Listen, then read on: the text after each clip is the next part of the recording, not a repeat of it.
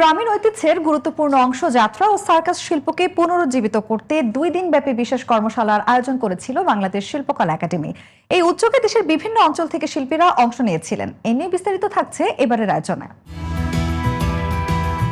বিলুপ্তপ্রায় যাত্রা ও সার্কাস শিল্পকে আবারও মূলধারায় ফিরিয়ে আনার লক্ষ্যে উদ্যোগ নিয়েছে বাংলাদেশ শিল্পকলা একাডেমি। সংস্কৃতি বিষয়ক মন্ত্রণালয়ের পৃষ্ঠপোষকতায় 2 দিন ব্যাপী আয়োজিত গত 17 জুন ছিল সার্কাস যাত্রাপালা শিল্পের মানোন্নয়ন বিষয়ক প্রশিক্ষণ কর্মশালা। রাজধানীর জাতীয় নাট্যশালার সেমিনার কক্ষে এই কর্মশালার উদ্বোধন করা হয়। কর্মশালায় দেশের বিভিন্ন অঞ্চল থেকে আগত সার্কাস দলের মালিক, শিল্পী ও কলা কুশলীরা অংশ নেন। আমি চালিয়ান, আমি জুকার, আমি কমিটি, যেরকম কাবিলা দিদলার ছবির কমিটি করতাম, আমরা এরকম দর্শক পাবলিকদের হাসাতাম, জুকারি করতাম, এর মধ্যে খেলা করতাম, বার খেলা করতাম, আগুন খেলা করতাম, ফায়ার ডান্স এলাই করতাম। আমি আমার জন্ম সার্কাসেই, ছোট থেকেই সার্কাস করতেছি।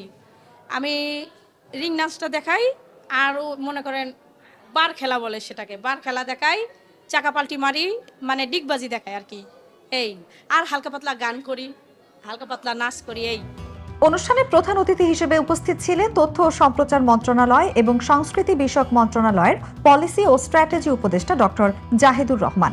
আমি আপনাদেরকে বলি, আপনারা সার্কাস করুন, বেশি বেশি করে করুন, এবং এই সরকারও সার্কাস করবে। আপনাদের সাথে সরকার সার্কাস করতে চায়, এবং এই সার্কাসকে আমরা নিশ্চিতভাবেই বলছি, আমরা এমন একটা জায়গায় নিয়ে যেতে চাই যেটা একটা সুস্থ বিনোদনের মাধ্যম হয়, এবং ঘুরে ফিরে পুরনো কথা, শিল্প যখন দাঁড়িয়ে যায় সেটা প্রচুর কর্মসংস্থান জেনারেট করে। বিশেষ অতিথি হিসেবে উপস্থিত ছিলেন গণমাধ্যম ব্যক্তিত্ব জুবায়ের বাবু। অনুষ্ঠানে বাংলাদেশের সার্কাস ঐতিহ্য, শিল্পরূপ ও সংকট শীর্ষক প্রবন্ধ উপস্থাপন করেন গবেষক ডক্টর সাইমন জাকারিয়া। আলোচনায় অংশ নেন জাহাঙ্গীরনগর বিশ্ববিদ্যালয়ের নাটক ও নাট্যতত্ত্ব বিভাগের অধ্যাপক ইউসুফ হাসান অর্ক এবং প্রামাণ্য চিত্র নির্মাতা ঝুমুর আসমা জুই।